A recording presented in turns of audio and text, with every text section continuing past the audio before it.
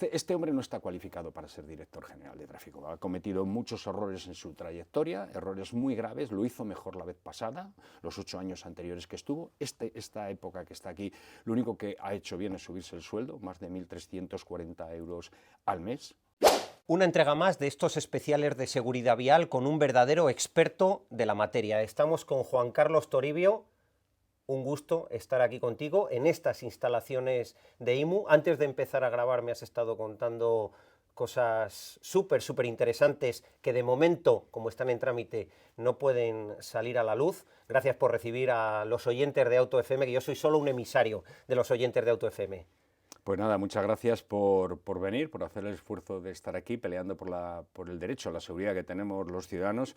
Rectificarte en lo de expertos, sabes que es algo que no me gusta un carajo, ¿vale? Solo tengo una parcela de conocimiento y además reducida, y esto de la seguridad vial, como es tan multidisciplinar, no hay ni un puñetero experto. Quien se considere un experto en seguridad vial ya de salida ya está fracasando en el concepto, pero bueno. Es lo que... Comparto esa opinión contigo, pero en lo que sí eres experto es en movilizar a la ciudadanía, a esa población civil, movilizarles, y además acabas de iniciar una campaña de recogida de firmas para algo que es muy obvio. Hay que, como sea, necesitamos como sociedad civil que se destituya de inmediato al actual director general de tráfico, Pere Navarro. ¿Cómo ha surgido dentro de ti el hecho de ya dar un paso más, no solo protestar a través del canal Desterrado de YouTube, al que todos los oyentes de Auto FM ya saben que están invitados a suscribirse y a seguirlo? También en Auto FM, modestamente, hemos dado difusión a esta recogida de firmas. ¿Cómo nace ya este hartazgo de decir, hasta aquí, vamos ya con la recogida de firmas? Bueno, el problema que tenemos, lo que está claro, que los que tenemos que estar hartos son los 30 millones de conductores que podemos estar ahí salpicados por la actitud de Pere Navarro, la ausencia de una actitud con C positiva para la seguridad vial y una aptitud con P positiva para la seguridad vial. Es un energúmeno totalmente negativo en el marco de los derechos ciudadanos en materia de seguridad. Aparte que es que se mete también en los jardines de restringir la movilidad, intentar restringirla. El único método que yo creo que este hombre ha encontrado para reducir la siniestralidad es intentar evitar que nos movamos, meter el miedo, adoctrinamiento negativo en todos los conceptos y evitar que nos movamos, que usemos las vías públicas en vehículos particulares. Es un gran anfitrión de unos modelos de pensamiento que están muy lejos de lo que necesita la sociedad actualmente. Y yo creo que anacrónicos incluso en el tiempo. No tiene mucho sentido el hecho de que la única medida que se le ocurra para reducir todo el problema, que es un verdadero problema de la accidentalidad vial en España, sea que nos quedemos en casa o que vayamos andando o en transporte público. Sí, bueno, estos son, es que ya estoy diciendo que es que está fuera de su marco de competencia. Este hombre no está cualificado para ser director general de tráfico. Ha cometido muchos errores en su trayectoria, errores muy graves. Lo hizo mejor la vez pasada, los 8 años anteriores que estuvo. Esta época que está aquí, lo único que ha hecho bien es subirse el sueldo, más de 1.340 euros al mes. Más de 8.000 y pico euros al mes que está cobrando. Esos 1.300 y pico es el incremento en los 6 últimos años, ¿vale? Ojo, por hacer lo que todos sabemos que está haciendo, nada y complicarnos la vida. Me decías que, ¿y por qué hemos iniciado la campaña de firmas? Creemos que es el momento. Es el momento, la sociedad está cansada, la sociedad ya está recibiendo otros impactos de información, no solo los que dice la Dirección General de Tráfico, y esos impactos de información está haciendo que el ciudadano vea otras cosas. Yo llevo pues, más de 30 años luchando por el estado y conservación de las carreteras. Ahora parece que está un poco más claro que tenemos derecho a unas carreteras y a unas infraestructuras que estén en mejores condiciones, ese abandono que hay radical. ¿Y qué hace Pere Navarro en este campo? Ocultar una realidad que tenemos ahí. Ocultarla además utilizando varios mecanismos a la vez. Para ocultar la realidad del mal estado de carreteras, lo que hace es dejar una ISAT que ordena a los agentes de tráfico de la Guardia Civil que no denuncien el mal estado de las carreteras.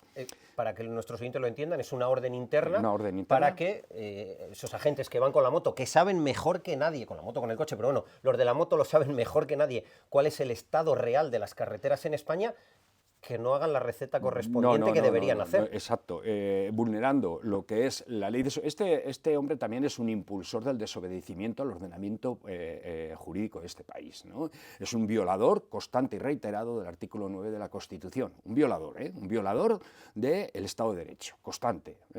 Entonces, este hombre lo que está permitiendo que esa ISAT, que viola el artículo 4 del procedimiento sancionador en materia de tráfico, Real Decreto 320/94, y el artículo 87 del Real Decreto Legislativo 6/2015, que obligan a la gente de autoridad en el ejercicio de sus funciones de vigilancia de la seguridad vial a denunciar todo tipo de infracciones asociado a ello, ¿no?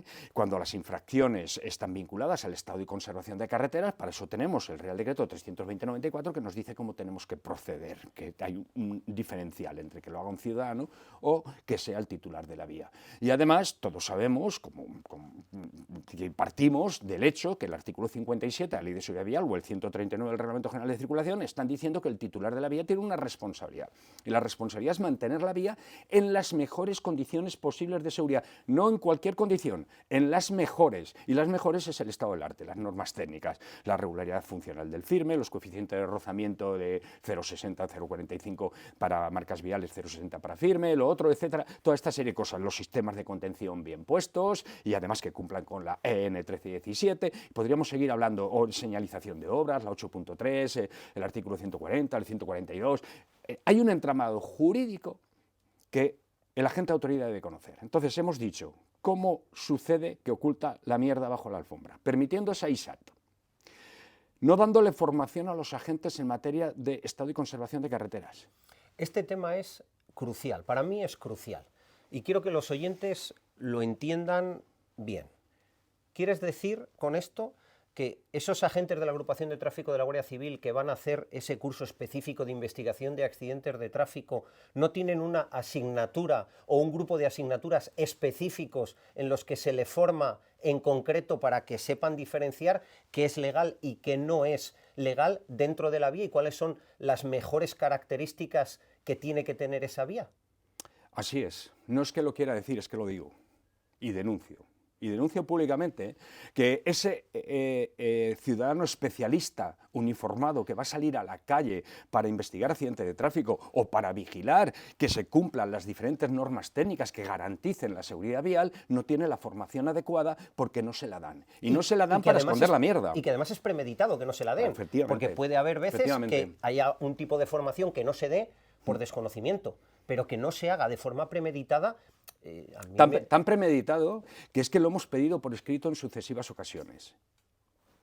Por escrito, al amparo de un derecho que tenemos todos los ciudadanos, que es el artículo 29 de la Constitución, que viene regulado por la Ley Orgánica 4/2001, que es el derecho de pedir. Pues ante el derecho de pedir, lo único que ha sucedido es que se siguen riendo de nosotros y no se da esa formación a los agentes. Y ya no digo nada cuando eres policía local, bueno, ya no digo nada, porque ahí es todavía peor, ¿vale? Y esto lo hablas con conocimiento de causa, si hay algún oyente que no lo sabe. Ha sido 28 años, en la agrupación de 28 años en la agrupación y todavía ¿Y tú has hecho esa formación concreta en aquellos años en las que cómo era la formación en tu época? Bueno, la formación en mi época era más complicada, eran 5 meses de academia, hoy creo que con 1 ya sales, o con 1 o 2 ya sales, pero eran 5 meses de academia además cerrada, academia cerrada, no podía salir de allí durante la semana, solo podía salir el fin de semana, había formación en varias disciplinas, pero también se omitía lo que era el estado y conservación de las carreteras. De hecho, yo cuando llegué a tráfico y salí a la carretera era un pardillo, pero un pardillo, era un inútil con uniforme. Y yo salí allí, empecé a ver los problemas que tenían los ciudadanos, empecé a ver los accidentes de tráfico que había, yo iba con mi moto, estaba viendo el estado de las carreteras, estaba viendo que no se señalizaban las obras, estaba viendo que había accidentes por alcance en las colas de retención, estaba viendo una cantidad de casuísticas que no se estaba haciendo nada, absolutamente nada, solo se cargaba de responsabilidad siempre al conductor. Es que tiene que ser dueño de la conducción en todo momento. Hombre, claro, tiene que ser dueño en todo momento de la conducción, pero ante incidencias programadas por la propia administración pública que no sean señalizadas, lo que tenemos es un cabronazo poniendo en peligro la seguridad del tráfico. Y ese cabronazo es un funcionario público. Entonces hay que evitarlo. Entonces llegó un momento donde me espabilé. Dije, jolines, yo no me he hecho guardia civil para estar aquí soportando el cortijo. Porque tú te hiciste guardia civil de forma absolutamente vocacional. Por supuesto, como mi De hecho, hermano, de hecho 30 años después aquí estás. como mi hermano, como mi sobrina, como mi padre, como mi tío, como mi primo. Bueno, pues venimos de familia de guardias civiles y creemos en esta profesión, en defender al ciudadano. Yo recuerdo a mi padre, es que mi padre era la leche. Era y es, vive todavía, lo que pasa es que ya va De viejete. tal palo, tal astilla. Va viejete. Y yo recuerdo que íbamos, mi hermano y yo, en el coche, en el Renault 12, se para el hombre, empieza ahí una movida muy gorda en la carretera de noche, y de golpe abre la puerta, y un tío lleno de sangre nos lo mete dentro del coche atrás, hay que llevarlo, bum, bum, y se va con el coche y lo lleva a un centro de socorro, de emergencia y socorro, de asistencia. En aquella época, serían los años 70, cuando pasó esto, estábamos en Segorbe, en Castellón, y es que yo veía cómo actuaba mi padre y digo, jolines, está ayudando a gente, está intentando, en aquella época se hacía así, ¿no?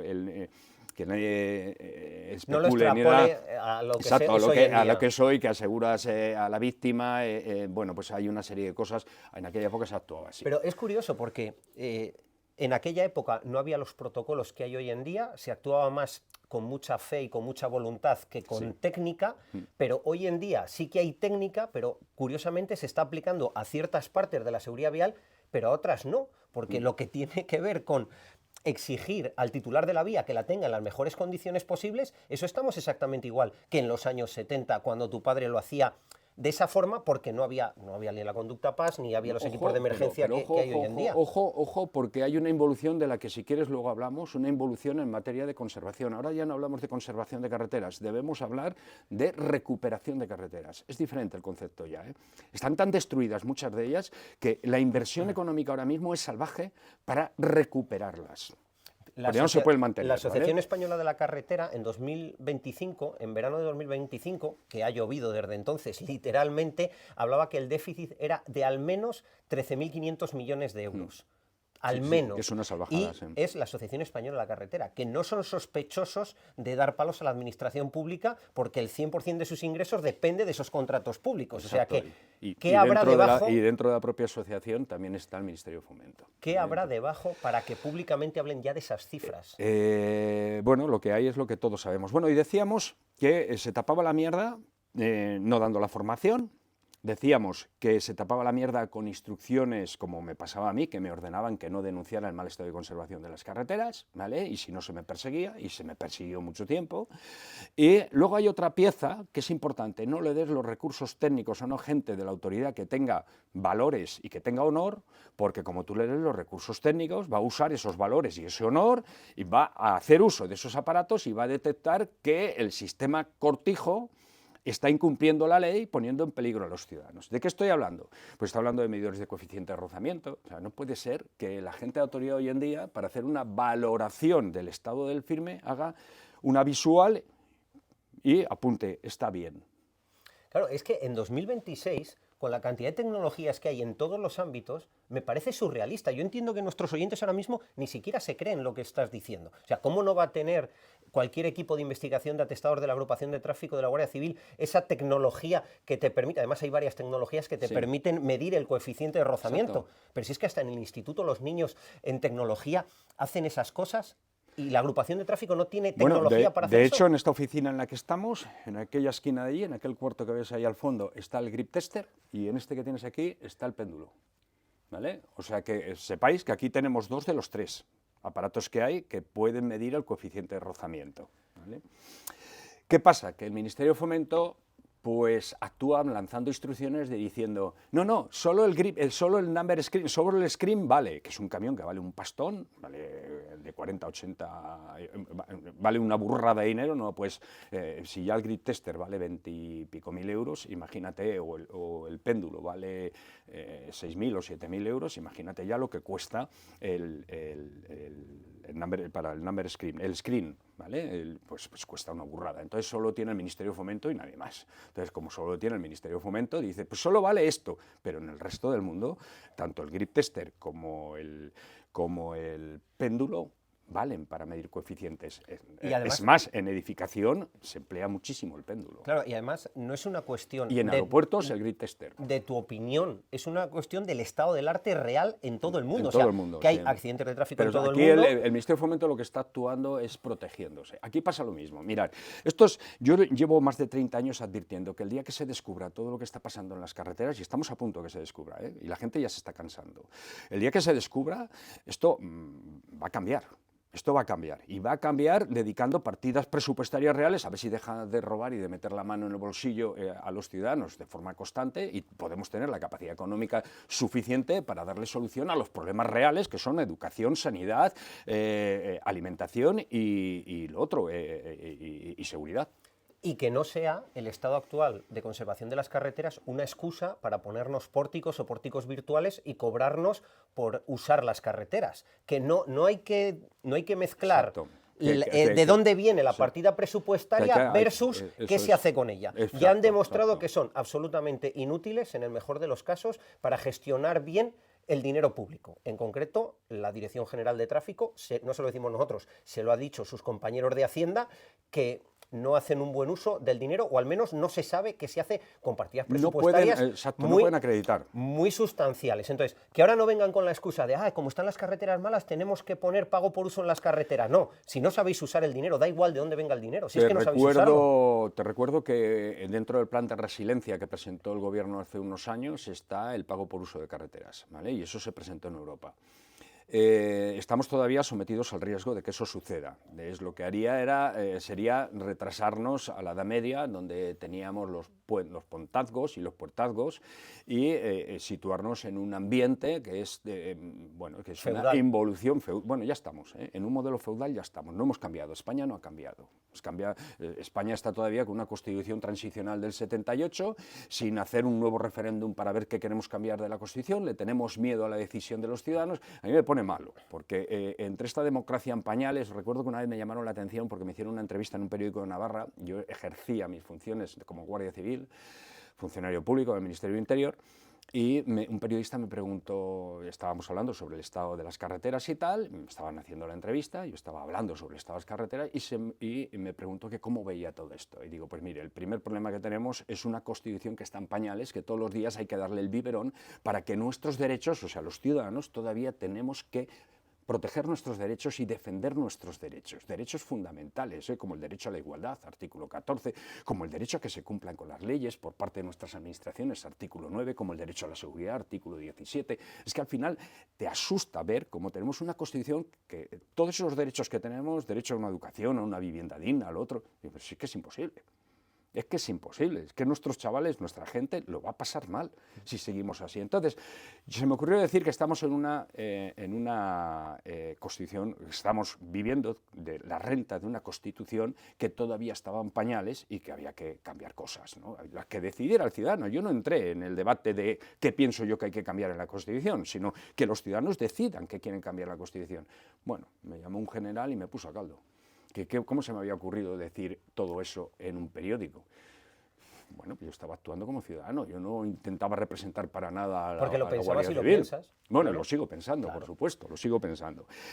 Entonces, al final, lo que yo veo es que nuestra pelea, la de todos los ciudadanos, no puede cesar, no puede pararse. Nos hemos acomodado entendiendo el bienestar de una forma que es la relajación absoluta en la pérdida de derechos. Mientras sigamos viendo cómo se pierden nuestros derechos, cuando los agricultores tienen problemas no salimos a la calle, cuando los médicos tienen problemas los demás no salimos a la calle, cuando los motoristas tienen problemas los demás no salimos a la calle. Salimos por sectores, pero no bloqueamos España, no somos los franceses. Y eso me asusta. Cuando nuestro ejemplo no es parecido ni de lejos al francés, me asusta, que son los verdaderos líderes de la revolución. Fíjate, nos hemos salido totalmente del tema, como suele ser habitual. Pero fíjate, el otro día cuando ha habido la manifestación en Madrid de los tractores, que primero delegación del gobierno les admite a que entren 1.500 tractores en Madrid, que es insignificante, y finalmente en el último momento, después de que la gente ha movilizado góndolas, etcétera, etcétera, dejan entrar solo a 500, porque es que si no parece que va a ser un estado de sitio. A mí me da pena y me da vergüenza.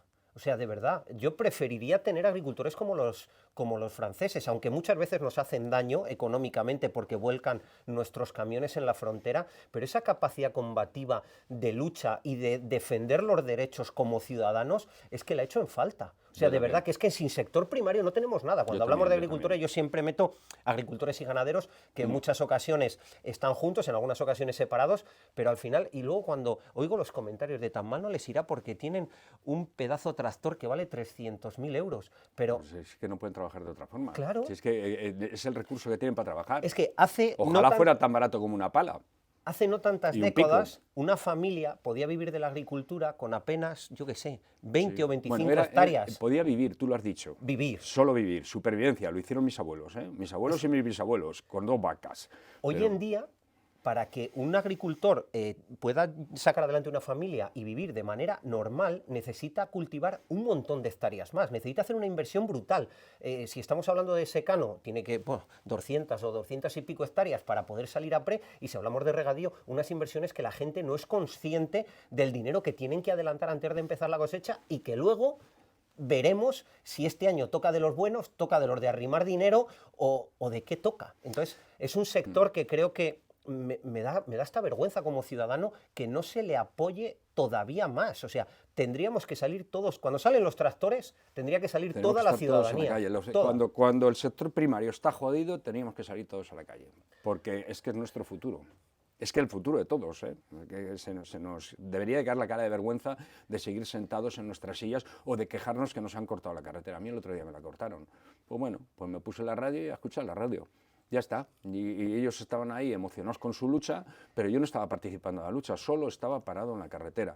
Entonces, si todos los que estábamos parados en la carretera hubiéramos sido en apoyo de ellos y hubiéramos dejado nuestros vehículos ahí y hubiéramos bloqueado, y es que al final... lo que se están buscando es que entremos en una revolución mucho más seria. Yo no sé cómo va a actuar el español cuando entre en una revolución mucho más seria. Es que no sé lo que va a pasar. Ahora No tengo estamos ni con idea. el punto de las firmas para conseguir que destituyan a Pera Navarro. La estrategia A no lo está. mejor hay algo después. Claro, por supuesto. No, hay algo después. Es que hoy por la mañana, concretamente, antes de esta entrevista, yo ya estaba hablando por teléfono con el grupo de manifestaciones. Este año vamos a centrar los esfuerzos en Madrid y estábamos valorando la posibilidad de bloquear la A2 a su paso por Josefa Valcárcel, que le queda a la izquierda de entrada y a Nos la derecha de vendría salida. de cine para documentar todos esos guardarraíles ilegales que tienen por justo cierto, enfrente. exacto. Hay Sí. una serie de guardarraíles de mala conservación que algún amigo nuestro nos ha ido reportando, ¿no? Y están justo enfrente de la propia Dirección General de Tráfico. Pero bueno, ya estoy diciendo que es que la Dirección General de Tráfico, bueno, ya has visto que te he enseñado algunos expedientes de hechos que son vergonzosos. Es que siento ¿no? vergüenza ajena por lo que O sea, primero, el plazo en el que tardan en contestar y segundo, lo que contestan. O sea, pero es que esta gente no tiene empatía, no tiene alma, no tiene... Bueno... Como una cabra. La S228 te he enseñado, ¿no? Por ejemplo, y que la denunciamos en febrero del año pasado y en febrero de este año sigue estando exactamente igual en Asturias, el punto que denunciamos, el kilómetro 2. Está un poquito peor. Efectivamente, está peor, no un poquito bastante, está peor, es verdad, no está igual, pero está peor, ¿no? Pues eso fue denunciado ante el propio director general de tráfico. ¿Qué ha hecho el director general de tráfico? ¿Qué ha hecho la Jefatura Provincial de Tráfico en Asturias? ¿A qué juegan? ¿A seguir culpando a los ciudadanos y perseguir motoristas en Asturias antes de que las carreteras estén bien? Lo primero que tiene que hacer una administración pública, antes de perseguir a los ciudadanos a ver si cumplen la ley, es cumplirla a ellos. Pero es que es de vergüenza que actualmente el mayor incumplidor de la ley sea la Dirección General de Tráfico y los titulares de las vías, el Servei Catalán de Trànsit y los titulares de las vías en su marco de competencias, el Gobierno de Navarra y los titulares de las vías en su marco de competencias. Por cierto, hemos abierto otro expediente a Navarra por el estado de conservación de otra carretera en una autovía, el A10 o A11 o A10, no me acuerdo ahora, ¿vale? Y ahí hay otra que hemos abierto unos boquetes enormes y ahí sí que circulas a velocidad y puedes tener un accidente. Vamos, nos pasaron la información ayer. En el País Vasco, el Departamento de Seguridad del Gobierno Vasco y el Estado de Carreteras, los titulares de las vías, la foralidad, ¿no? Al final estás viendo que esto es reírse de los ciudadanos a través de su seguridad, de su derecho a la seguridad, a seguir vivos, a que no se les amputen las piernas, a que no pierdan a sus hijos, a que regresen sus familiares cuando van a trabajar con el camión y eso, regresen a sus casas. Todos esos derechos se los están cargando, pero se los están cargando día a día. Y, mira, el Óscar Puente voy a hablar de él, porque es que ya me pone malo. Solo carreteras, ¿eh? Tiene la A4. Y eso que no lo has tenido como alcalde. No, bueno, yo no voy a entrar. Tiene la A4 destrozada. La A4 con reventones constantes de vehículos, que no es de ahora, señores, que se ha convertido ahora otra vez en noticia, pero miren ustedes la hemeroteca y verán hace 2 años que estábamos exactamente igual, ¿vale? Estamos de cientos de ciudadanos afectados por el estado de la A4. Estoy hablando de cientos de ciudadanos. Hace una semana, solo a la altura de Jaén, 25 vehículos consecutivos con reventones de ruedas y de llanta, o sea, golpazos impresionantes, 25 seguidos. Si te vas retrotrayendo 2 años atrás, igual centenares te has quedado corto. No, es que me he quedado corto, pero prefiero quedarme corto. Centenares de ciudadanos afectados, ciudadanos que se podían haber matado en un accidente de tráfico, ciudadanos que no tienen por qué soportar por acción u omisión ese estado y conservación de la vía, ¿vale?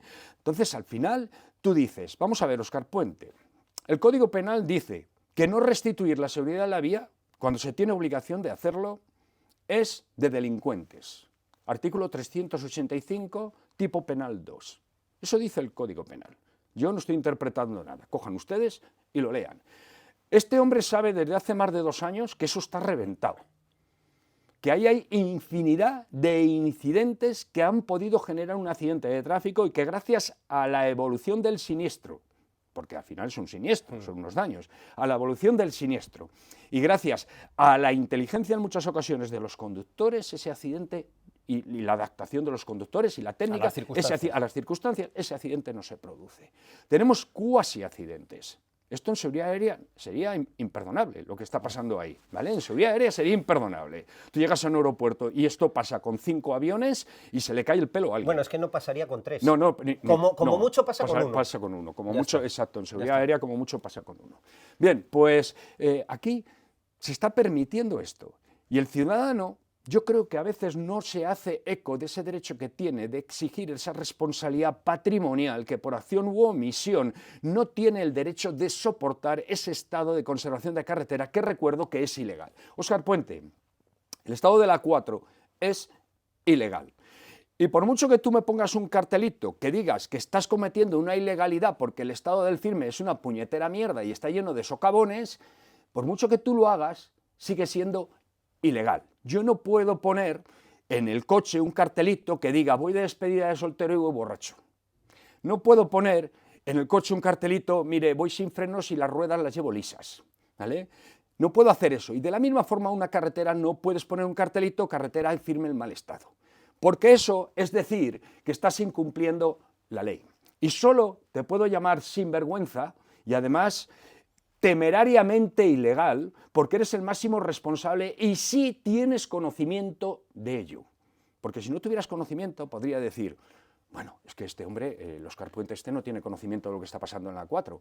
Pero ¿cómo no va a tener conocimiento de lo que está pasando en la A4? Además, por partida doble. Tiene conocimiento por partida doble. Primero, porque quedan registrados todos esos incidentes a nivel administrativo a través de estos últimos años, lo que está sucediendo, pero algo más importante. ¿Tú sabes que Óscar Puente vive en Twitter? Bueno, ahora X. Sí. Y que los ciudadanos sistemáticamente le mencionan a él personalmente, con lo cual no tiene capacidad de decir que no es consciente. Primero, porque a nivel administrativo de vez en cuando van a parchear eso en la A4, como en otras, pero en la A4 van a parchearlas, con lo cual a nivel administrativo hay un rastro claro, definido, medible, replicable de lo que está sucediendo, pero es que en lo que no puede echarse atrás es en todas esas menciones en su red favorita social, que es X, porque nuestro ministro de Transportes vive en X. Bien, entonces vamos a aclarar esto. ¿De quién es la carretera? Del Ministerio de Fomento. ¿Quién es el titular del Ministerio de Fomento? ¿Quién es el titular del Ministerio de Fomento? Óscar Puente. Entonces, según el Código Penal, ¿quién es el supuesto delincuente? Óscar Puente, ¿no? El máximo responsable. Máximo responsable, ¿verdad? Es sencillo, ¿verdad? Vamos a ver, hay un ilícito con mi vehículo, yo soy el titular del vehículo, ¿vale? Va sin seguro, va sin esto y tal. ¿Quién es el responsable de llevar el vehículo con las ruedas lisas? Yo te lo dejo a ti, pero te lo he dejado con las ruedas lisas, sin frenos y sin pasar la ITV y cuando a ti te paran, ¿para quién son esas denuncias? ¿Quién es el responsable? El titular. Las sanciones son mías, ¿no? Me las como yo como titular del vehículo. ¿Qué pasa aquí? Entonces, al final, en este cortijo, en este Estado de Derecho cortijo que tenemos, en esta involución agresiva hacia los derechos de los ciudadanos, en los que habíamos confiado, en esa tendencia desde el 78, donde creíamos que habían quedado resueltos varios problemas de libertades y cosas así, pues estamos viendo que no, señores. No podemos ser libres si cada vez tenemos nuestra seguridad más afectada. ¿Cómo vas? Me parece que era Rousseau el que lo decía, ¿no? ¿Cómo vas a ser libre si no tienes libertad? O sea, perdón, si no tienes seguridad, ¿vale? Entonces, ¿qué quieren esta gente con nosotros? Oye, ¿Qué Juan quieren Carlos, hacer con nosotros? llegado a este punto, y como por supuesto nos hemos saltado del guión como es habitual, quiero que digas a nuestros oyentes exactamente, de forma paso a paso, qué tienen que hacer si les pasa, y es que desgraciadamente a muchos de nuestros oyentes, si no les ha pasado, les va a pasar hoy, les va a pasar mañana o la semana que viene, si tienen un reventón en cualquiera de estas carreteras con boquetes y con socavones. ¿Qué tienen que hacer? Vale, vamos a hablar de daños y no de lesiones. Sí. O voy a diferenciar daños con lesiones. Yo quiero pensar que la pericia de la inmensa mayoría de los conductores hace que tengamos únicamente daños. Solo daño. Para empezar tenemos que tener en cuenta el plazo. El plazo es 1 año, desde que se produce el daño. Después tenemos que tener en cuenta que tiene que haber un nexo causal. El nexo causal es que ese agujero que hay en la carretera haya sido la causa de mi daño y que quede debidamente acreditado. Por lo tanto, señores, 112 y Guardia Civil para allí a acreditar que eso se ha producido por eso. Y ¿vale? si se ha hecho en casco urbano, policía local. Policía local. La autoridad competente, los cuerpos de fuerza de seguridad dentro del marco de competencias, el que sea, Policía Foral, Ertzaina, Mossos de Escuadra, quien sea. Llamar a la Guardia Civil, ¿vale? normalmente suele ser el... No, a 112. 112 te manda directamente el equipo que tiene que ir allí. ¿Que te dicen que no pueden ir?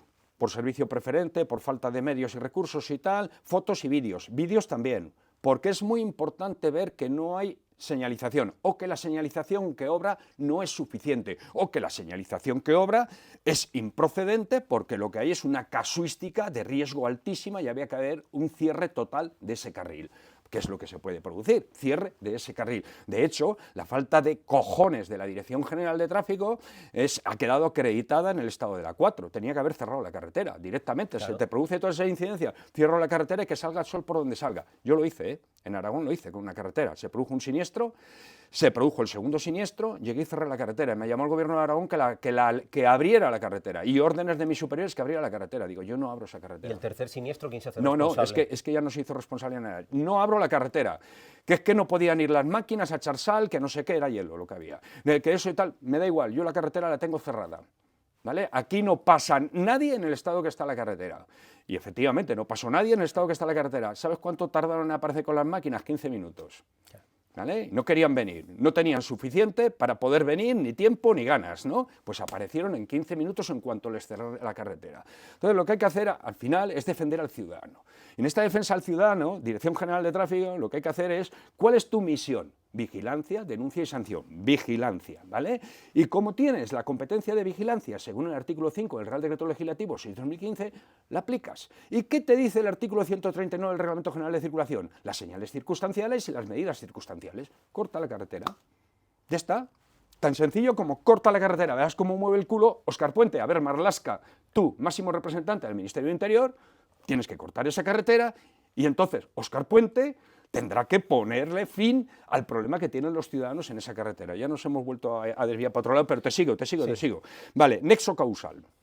Nexo causal que tiene que quedar acreditado el hecho que sea vinculado al daño. ¿Vale? Tenemos 1 año, nexo causal. Lo siguiente que tenemos que tener, que es muy importante, es las pruebas. Por lo tanto, con o sin atestado policial, con es sin aconsejable... vídeo, testigos, las pruebas pueden ser periciales, documentales o testificales. Nos valen testigos también, pero todo junto mucho mejor, ¿vale? La pericial sería la que hace el agente de tráfico, de la Guardia Civil o de los Mossos o quien sea, y luego tenemos que tener la otra, ¿no? Y luego la documental, pues las fotografías que hacemos, los vídeos, los soportes de vídeo, todo eso. Y los vídeos, no, o sea, si te tienes que ir por el arcén o por detrás del guardarraíl, bastantes metros atrás, para identificar esa posible señal de que el firme está en mal estado o no está en mal estado, o como lo que me he encontrado yo esta mañana, que yo deducía que había dos señales provisionales de firme en mal estado, pero estaban caídas las dos. Sí. Entonces yo he deducido que era eso lo que querían decir, pero claro, como lo hacen, sí, pues se habían caído. Bien, pues eso es otra infracción, ¿eh? Las señales caídas es otra infracción. Además, si es circunstancial eso de obras, eso es una infracción que viene en el artículo 142, creo recordar que viene en el artículo 140. Antes venía en el 140 si eran de obras. Antes, pero desde el 465, desde el 1 de julio del 2025, ya viene en otro artículo que es el 142. Entonces, con todo eso, ¿qué tiene que hacer el ciudadano? Con todo eso, entonces tenemos que presentar una reclamación patrimonial a la Administración. Entonces, lo que hacemos es un escrito, lo podemos basar en carga jurídica, hablando de artículos, de responsabilidades, de tal, pero bueno, cogiendo la base de la obligación de mantener la vía en las mejores condiciones posibles de seguridad, artículo 57 de la Ley de Seguridad y 139 del Reglamento General de Circulación, diciendo, don fulanito de tal y tal, con domicilio, efecto DNI tal, con domicilio, efectos de notificaciones tal sitio, con teléfono tal y tal, expongo que con fecha tal y tal sufrí daños en mi vehículo como consecuencia de haber circulando por la vía tal, a la altura del kilómetro tal, a las tantas horas, como consecuencia de la existencia de una deformación o de un boquete o de lo que queráis poner ahí que había en ese momento. Y que tal. No hace falta redactarlo de forma muy técnica, se puede redactar de forma que lo entienda cualquiera. Lo importante es que esté en plazo. Y una vez que ya lo metes en plazo, si ves que tienes problemas, igual te llevan al contencioso, pues te vas al contencioso. Y aquí una duda que tienen nuestros oyentes. ¿Puedes hacer esa reclamación de forma inmediata, aunque luego ya repare el taller la llanta o lo que tenga que hacer? ¿O es importante esperar a tener la reparación de la llanta para adjuntar la factura? El daño tiene que ser cuantificable. Entonces, tú no puedes exigir un daño sin haberlo cuantificado antes. Entonces, tienes que tener por lo menos un presupuesto para poder adjuntar ese presupuesto. Y además, haberle dado curso. Lo preferible es haberle dado curso por si quieren mandar a alguien para hacer una pericial, que hagan una pericial de daños, ¿vale? Porque si estamos hablando de daños muy graves o cosas así, pues a lo mejor no son 300 euros, son 10.000 euros, entonces estamos hablando de algo mucho más complicado. Hay coches que se han dejado el eje directamente, o sea, ya no es que sea un problema del neumático o un problema de la llanta, lo que tiene que hacer el ciudadano boquetes. Es no conformarse, cuantificar el daño, establecer el nexo causal sin ningún género de dudas. Además, otra parte muy importante es la causa de fuerza mayor, quitar la causa de fuerza mayor. O sea, esto no es que una montaña que no podíamos prever que se cayera sobre la carretera, se ha caído sobre la carretera. No, esto es que hace años que esa carretera está en mal estado. Y hace años que está declarada en mal estado y hace años que está jodiendo vehículos. Por lo tanto, aquí no hay causa de fuerza mayor, que sería otro punto importante a valorar. Y que no se dejen engatusar porque es que ha llovido mucho. Nada. La carretera tiene que estar hecha para condiciones climatológicas adversas, que tampoco son adversas las condiciones climatológicas que está viendo ahora mismo. Se está hablando muy poco de los drenajes superficiales. Hay que tener en cuenta que la carretera no puede tener charcos. Para empezar. ¿Por qué? Porque la ley ya establece que tiene que drenar lo suficiente para que eso no se genere. Y además va condicionada ese drenaje, claro, nexo causal, está condicionado ese drenaje a los índices de pluviosidad que tenemos en la península. O sea, que es que no se deje el ciudadano tomar el pelo, dentro de un año dentro del plazo de un año exija su responsabilidad patrimonial, cuantifique el daño, establezca el nexo causal y destruya la causa de fuerza mayor, porque no la hay. Y ya está. Y con eso, en principio, o te responden o pasan 6 meses sin responderte, y eso quiere decir que se están limpiando los cuartos traseros. Sí, podemos hablar del silencio administrativo, pero no obstante tenemos otros recursos para continuar. Entonces ya tendríamos que ponerlo en manos de un abogado. Si es que nos deniegan o pasan de nosotros, pues tendríamos que ponerlo en manos de un abogado, pero para eso están los abogados. Nosotros ya hemos abierto esa cuña y a partir de ahí ya será un abogado el que nos lo va a llevar. Podemos partir desde el principio de un abogado que lo hará mejor que nosotros estableciendo las leyes. Bueno, en principio no es necesario.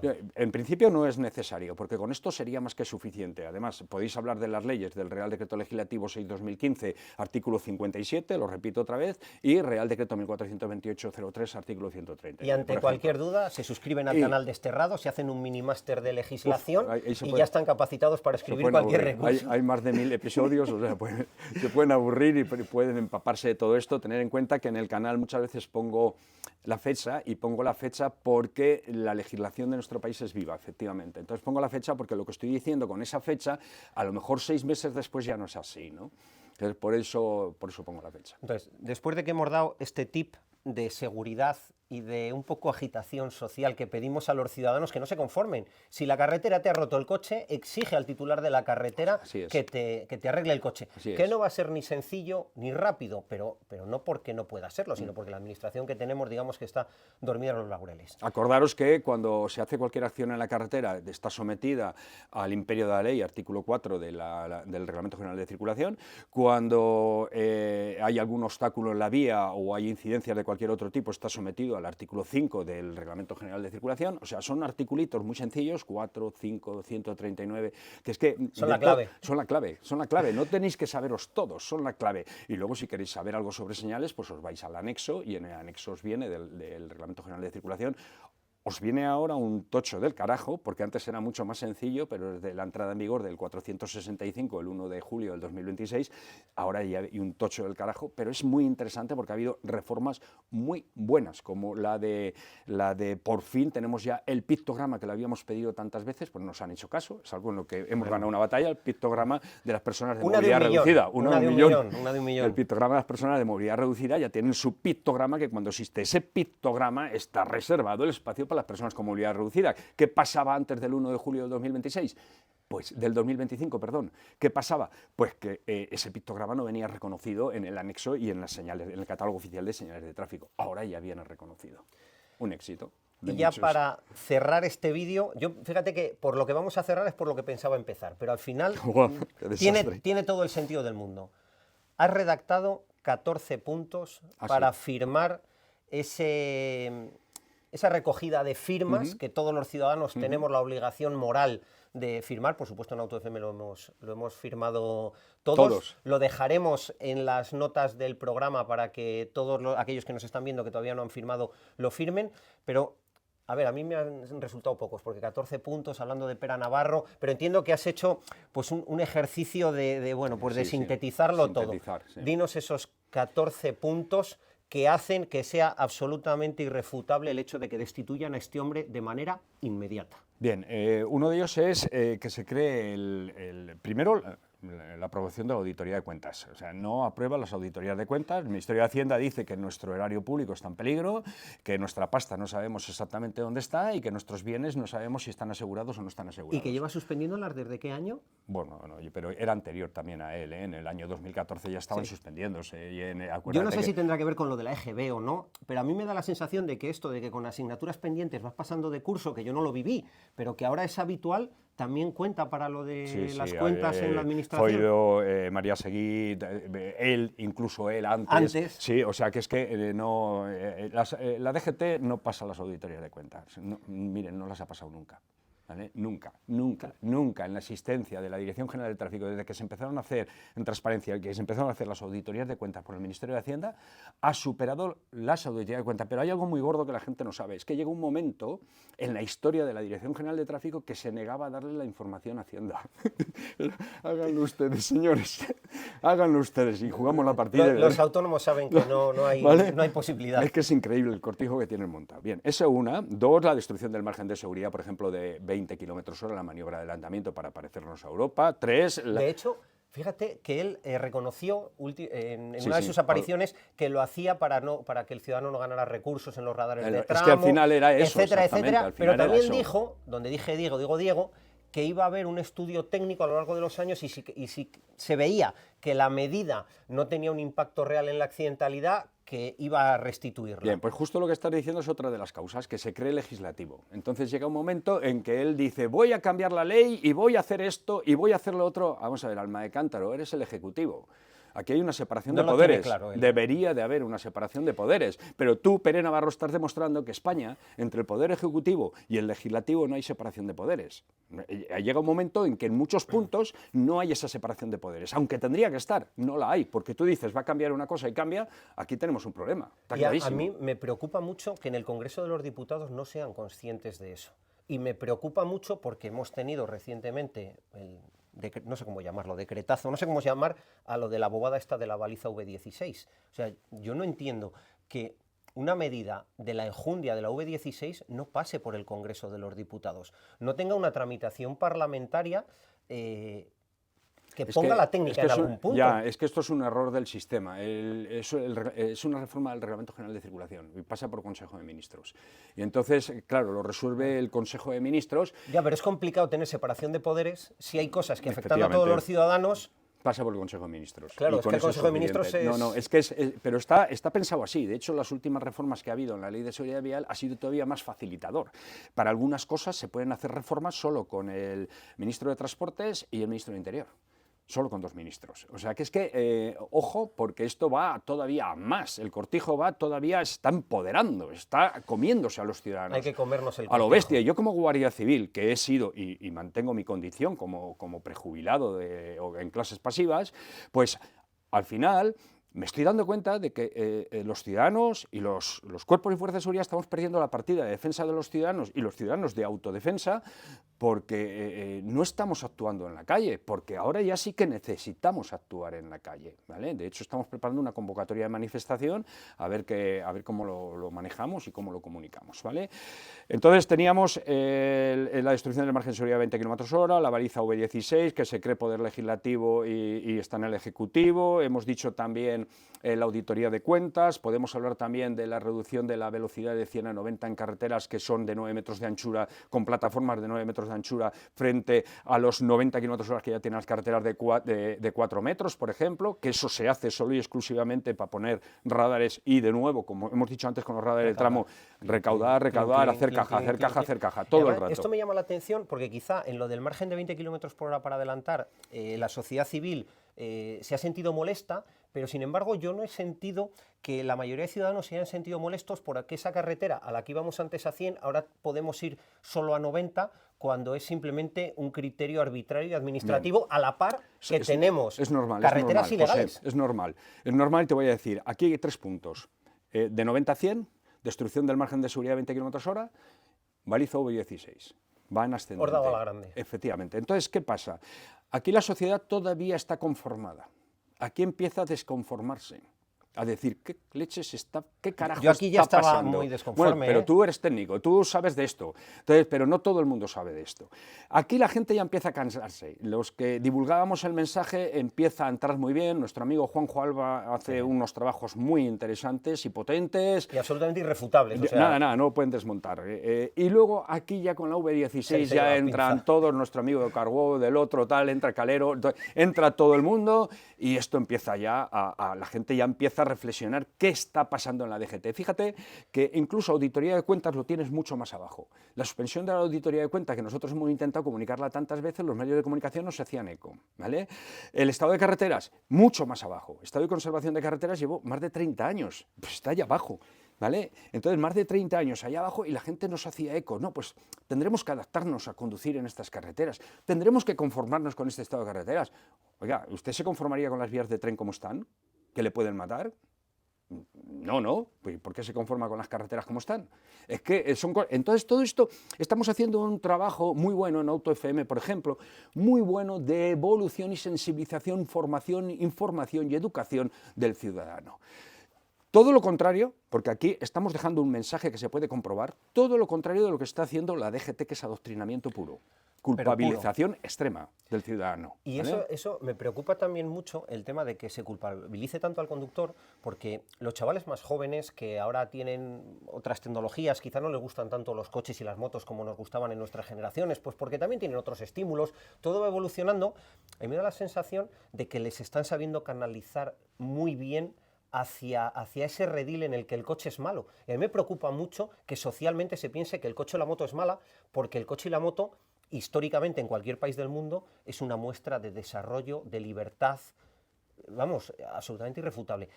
Me preocupa ese adoctrinamiento, ya no solo al ciudadano común, que poco a poco van desgastando, sino sobre todo a los chavales más jóvenes. Si dejáramos de movernos una semana, España se hundía. Todos, ¿eh? Todos, transportistas, todo lo que es movilidad en carretera. Bueno, con que dejáramos de movernos, transportistas 2 días, España ya está, se acaba. Nada, efectivamente, solo con los transportistas ya sería suficiente. Por cierto, y voy a decir la palabra, les putean y les Bueno, joden no tiene exactamente nombre. igual que a No los tiene- motoristas. No tiene nombre, no tiene O sea, nombre. no puede ser que No tiene haya nombre. una campaña Bueno, contra los motoristas, no, al día siguiente contra los camioneros, otra contra los motoristas, otra contra camioneros. Para mí no es correcto. Te voy a decir por qué. Porque los motoristas todavía somos perseguidos más veces que los transportistas. Los transportistas es verdad que están en el punto de mira de los sistemas de vigilancia de la Dirección General de Tráfico. Eso está claro. Pero, porque además es de donde sacan muchísima pasta. Pero los ciudadanos motoristas estamos sometidos a un rigor mucho más amplio, ¿vale? Porque son, fíjate, son 4 y 4, 8... son 4 meses de campaña exclusiva todos los fines de semana. Estamos hablando de 16 fines de semana. Estamos hablando de 47 días de persecución. 47 días de persecución, viernes, sábado, domingo, viernes, sábado, domingo, viernes, sábado y domingo. Esto no se ha producido nunca en la historia, nada más que desde hace 3 años, desde que está Pere Navarro y Marlaska al cargo de la seguridad de los motoristas. Y además a esto, la línea de muertos y accidentes de motos sigue subiendo. Sí. Entonces, señores, si a más vigilancia, a más persecución y a más acoso sigue subiendo los muertos en el mundo de la moto, los lesionados en el mundo de la moto y los accidentes de moto, ¿no creen ustedes, pedazo de... Lo tengo que decir así, utilizando el adjetivo de la RAE, ¿vale? Pedazo de idiotas. ¿No creen ustedes, pedazo de idiotas? Digo ustedes a Marlaska y al director general de tráfico. Ausencia de conocimiento, no es un insulto, es un adjetivo, es la utilización de un adjetivo que viene en la RAE.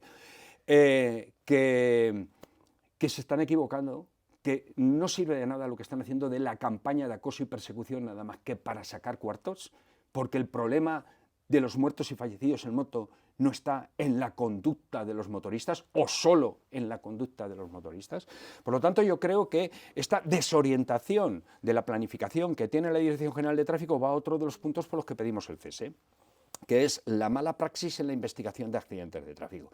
Esa mala praxis en la incluso no investigación de accidentes de tráfico, porque ahora ya ha salido otro modelo de investigación de accidente de tráfico que es investígalo usted mismo, ¿vale? Lo conoces, ¿no? El modelo. Sí, sí. Es en Gracias diferido. a ti lo conozco. Investigación en diferido se llama. Técnicamente, señores, se llama investigación en diferido. O sea, usted tiene un accidente de tráfico, llama a la central le dice, haga usted las fotos y ya me las mandará. Y entonces usted hace las fotos, se las manda a la central y ya si acaso lo investigamos sentados en el despacho con el café encima de la mesa, ¿vale? Entonces, señores, esta es la realidad en la que estamos y esta es la involución e insensatez que sufrimos de manos del propio director general de tráfico como máximo líder y responsable de todos, incluso los cambios jurídicos que ha habido, y además esa insensatez de creerse el legislativo, esa insensatez de acoso y persecución constante, esa insensatez de mantener praxis de investigación. Bueno, es que esto no tiene nombre. Para empezar, España necesitaría hacer una buena investigación de accidentes de tráfico, de calidad científica. Independiente. Técnica e independiente, como se hace en seguridad aérea, marítima y ferroviaria. Ya está, ¿vale? A partir de ahí podemos hablar ya de otras cosas. Segundo, necesitaría por ley mantener las carreteras en las mejores condiciones posibles de seguridad. Y tercero, necesitaría una ley de tiempos de respuesta, para que no tardara un equipo de investigación o una ambulancia en llegar a un accidente 1 hora y media o 2 horas, o incluso que se desangre la víctima porque no puede salir un helicóptero, ¿vale? Tenemos muchos oyentes, muchísimos, que viven en Madrid, en Barcelona y en grandes ciudades.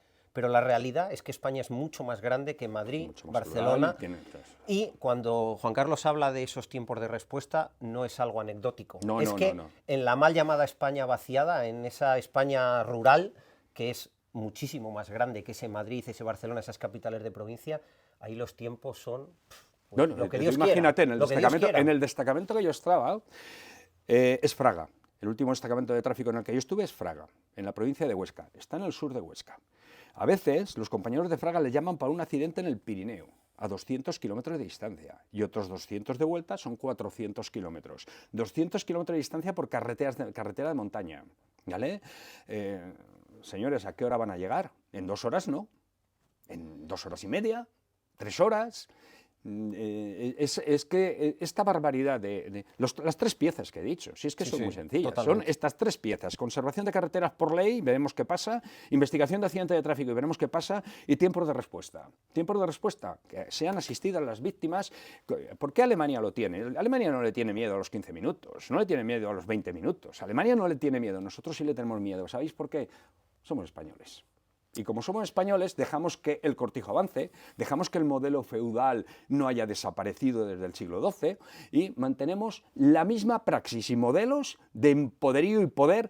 La pirámide de servicios ha sido totalmente invertida. ¿Vale? Ahora ya no es una pirámide de servicios, es una pirámide de poder. El ciudadano está sometido a la disciplina de un poder que debería de ser un servicio público. Y el servicio público, en vez de ponerle la alfombra roja al ciudadano, lo que hace es meterle la mano en el bolsillo y destrozarlo. Esto es lo que está haciendo. Y no solo la mano en el bolsillo para destrozarlo, sino convertirlo en víctima dos veces. Víctima de un accidente de tráfico que ha tenido y víctima de una mala investigación del accidente de tráfico que le vuelve a condenar. Esto es... Yo me callo. Vamos a cerrar con esto, Juan Carlos. Solo recordar a nuestros oyentes que cuando hablamos de todo esto de la seguridad vial, si alguien piensa que el problema no es suficientemente grande, desde que hay registros históricos en España, los accidentes de tráfico han dejado casi 300.000 fallecidos. Esto no es el cuentakilómetros que tú le pones a cero cada vez que repostas gasolina. No. Esto es suma y suma y suma y suma y suma y suma. Y es que estamos hablando de casi 300.000 vidas perdidas desde que tenemos registros solo de fallecidos, sin tener en cuenta todos esos heridos graves, amputados, lesionados de distinto nivel, y que muchos de esos, hablando de moteros, se resolverían o esa amputación se hubiera evitado o esa silla de ruedas se hubiera evitado simplemente por tener una protección como esta. Guardarraíles que cumplan unos mínimos, que si fuera por nosotros no exigiríamos estos mínimos, exigiríamos muchísimo más, porque todas las vidas es que no tienen precio. Pero esta administración pública en concreto, con respecto a los motoristas, pone precio a la vida y a la seguridad de los motoristas, porque cada metro lineal de esto supone 20 euros, 15. Supone una de cantidad media 15 ínfima. ¿Cuánto dinero ha derrochado el actual y los anteriores gobiernos en qué sé yo qué, en vez de en proteger directamente la vida de los ciudadanos? Mira, yo solo te puedo decir que, como sabes, llevo mucho tiempo en investigación, llevo mucho tiempo trabajando sobre este tema. Te puedo decir que tengo todos los anuarios de víctimas, todos los anuarios de investigación de accidentes de tráfico, de estadística de accidentes de tráfico, desde que salió el primero. Tengo el 1, ¿vale?, de la Jefatura Central de Tráfico, ni siquiera de la Dirección General de Tráfico. Estamos hablando de algo muy grave. Es verdad que en los años 80 teníamos una cantidad de muertos tremenda, 7.000 y pico. Es verdad que se ha reducido de forma muy importante, gracias a las medidas adoptadas por los gobiernos y diferentes gobiernos, esa siniestralidad, y gracias también a la conducta de los ciudadanos y a la reflexión de los ciudadanos que hicieron sobre el riesgo. Y a la industria automotriz. Exacto, y gracias, eso iba a decir, y gracias a los ingenieros, tanto civiles como industriales, que han sido capaces de proporcionarnos entornos mucho más seguros y habitáculos mucho más seguros, capaces de garantizar esa supervivencia, esa deformación, esa absorción de energía, esa redirección, etcétera, etcétera. Ese valor que no se lo ha dado nunca a ellos, que esta España nuestra pretende solo estar orgullosa. Los propios administraciones, funcionarios de alto cargo, se miran el ombligo y dicen qué majos somos y qué grandes somos. Sin embargo, aquellos que están realmente haciendo grandezas, como la investigación en deformaciones, en biomecánica del impacto, en lo otro y tal, aquellos pasan desapercibidos y son parte de los grandes autores de la reducción de los siniestros de este país, incluido el ciudadano, ¿eh? La conducta ciudadana ha cambiado mucho. Pero llega un momento donde tú te quedas en 2000 y a partir de ahí ya tienes que trabajar de otra forma, porque ya los grandes factores ya has trabajado sobre ellos y has conseguido un buen control sobre el gran factor. Pero tienes que ir ya a los microfactores o a los subfactores para empezar a reducir esa siniestralidad. Y esto es que ahora ya la investigación ya tiene que ser mucho más exigente. Y la investigación que va a cuantificar y darle realidad, a configurar, a fotografiar o a radiografiar el problema, necesitamos que coja esa calidad científica, como tantas veces ha defendido, por ejemplo, nuestro amigo Juanjo, ¿no? Juan José Alba López. Bien, pues esto hasta que no se consiga, no conseguiremos saber qué está pasando ahora en el estado de conservación de carreteras. No conseguiremos saber qué está pasando, cómo se asocia, se vincula al accidente de tráfico. Sabemos que la ley dice que tienen que estar muy bien las carreteras, pero no tenemos la prueba de cómo está afectando a la seguridad del siniestro. a la seguridad dentro del siniestro, como factor directo, indirecto, concurrente, como quieras montarlo, ¿vale?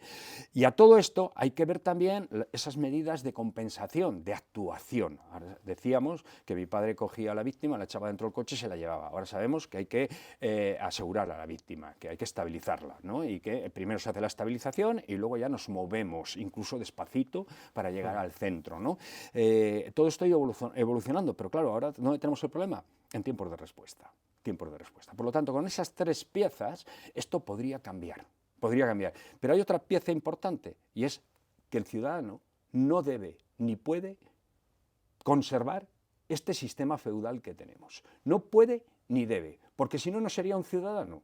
El concepto ciudadano, civitas, el concepto viene de cooperar con la sociedad, cooperar, participar. Entonces, llega un momento donde la participación no está en rajar en el bar, donde la participación está en dejar el bar y la barra del bar y salir a la calle y bloquear la calle.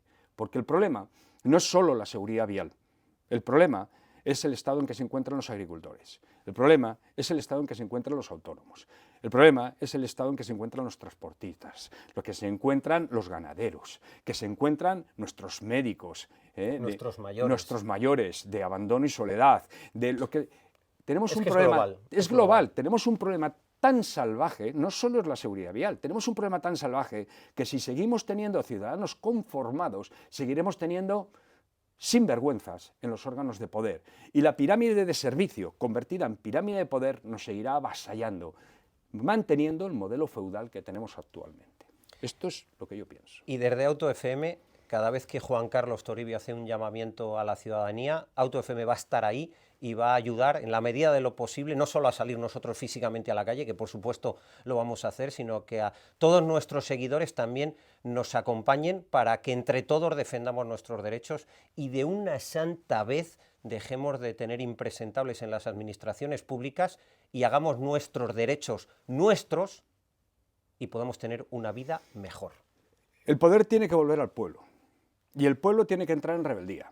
Y el pueblo tiene que salir a la calle y echar a este sinvergüenza, al director general de tráfico, de su cargo.